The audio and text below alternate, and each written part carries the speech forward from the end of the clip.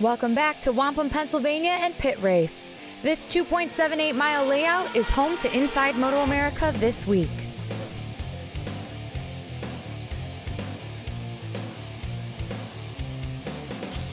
These air fences are an incredible blanket of safety for our riders. They are an ever-expanding expense that has been creatively funded by the 2-Up Ride, where fans can get a tour of the track like never before. This week, it was my turn to go for a ride.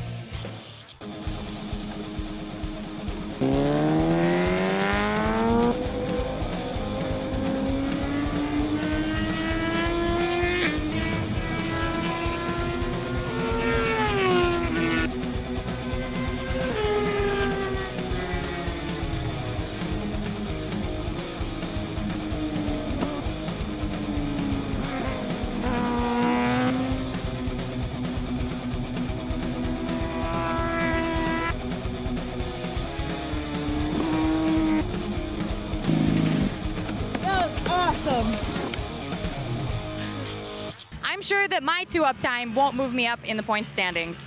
Speaking of which, there is no single element that defines our riders' success more than time. Each week, a small team of men and women have the immense task of making sure that each of our riders' times are chronicled down to the thousandth of a second for accurate scoring. With more, here's Inside MotoAmerica's The Crew.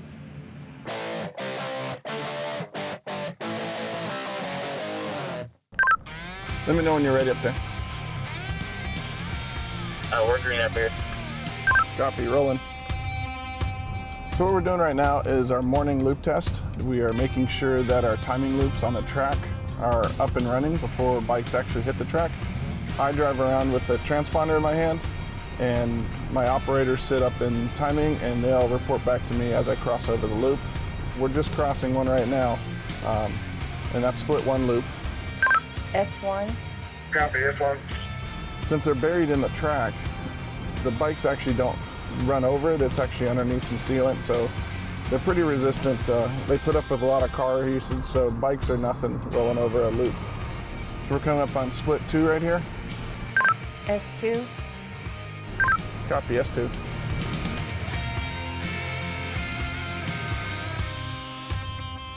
My name is Jason Kingham. I am the manager of timing and scoring for MotoAmerica. Timing and scoring is tracking the bikes around the track. Every bike out here has a transponder on it with a unique number.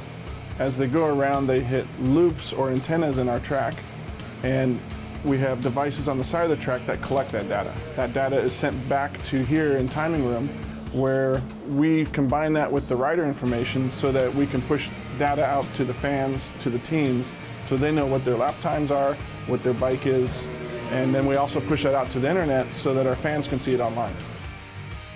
We break the track up into segments we call splits, and if you look at the scoring screens, you'll see a split 1, split 2, split 3. We also have a speed trap on track so that we can see the top speed of the bike, and generally we put that speed trap on the longest straight where we know they're going to be going the fastest. Many of our races come down to a thousandth of a second.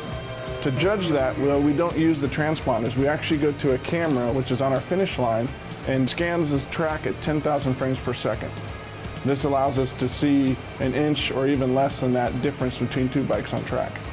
It's just a single pixel scanner that detects motion as it goes through and scans that image across.